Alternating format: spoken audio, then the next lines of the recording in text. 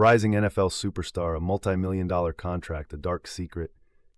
How did Aaron Hernandez go from the pinnacle of professional football to a prison cell? And what truly led to his shocking downfall? This is the tragic true story of talent, crime, and a life cut short. Aaron Hernandez was born on November 6, 1989, in Bristol, Connecticut.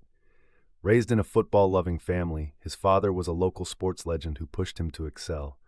But behind closed doors, Aaron's childhood was far from perfect. His father was reportedly abusive, and when he died suddenly in 2006, Aaron's life took a drastic turn.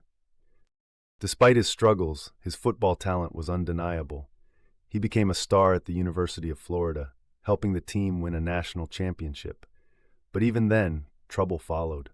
Allegations of violence and bad influences clouded his college years, foreshadowing what was to come. In 2010, Hernandez was drafted by the New England Patriots. By 2012, he had signed a $40 million contract extension. At just 22, he had everything: fame, fortune, and a promising future. But behind the scenes, his demons never left him. He was linked to dangerous individuals, violence, and a secret life filled with paranoia. While he played on Sundays, behind the scenes, his world was spiraling out of control. On June 17, 2013, the body of Odin Lloyd, a semi-professional football player and acquaintance of Hernandez, was found in an industrial park. He had been executed. All signs pointed to Hernandez. Surveillance footage, text messages, and his own security cameras tied him to the crime. Just days later, he was arrested, and the Patriots released him immediately. What followed was one of the most high-profile trials in sports history. Prosecutors painted him as a ruthless killer. The jury agreed. In 2015, Aaron Hernandez was sentenced to life in prison without parole.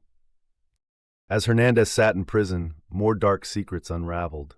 He was linked to a 2012 double murder in Boston. Evidence suggested he had shot two men over a nightclub dispute. Though he was acquitted in 2017, his past was catching up with him. At the same time, reports emerged about his mental health struggles and potential chronic traumatic encephalopathy, CTE, a brain disease found in athletes exposed to repeated head trauma. Could this have contributed to his violent behavior? On April 19, 2017, just days after his acquittal in the double murder case, Hernandez was found dead in his prison cell. He had taken his own life. An autopsy revealed severe CTE, usually seen in much older athletes.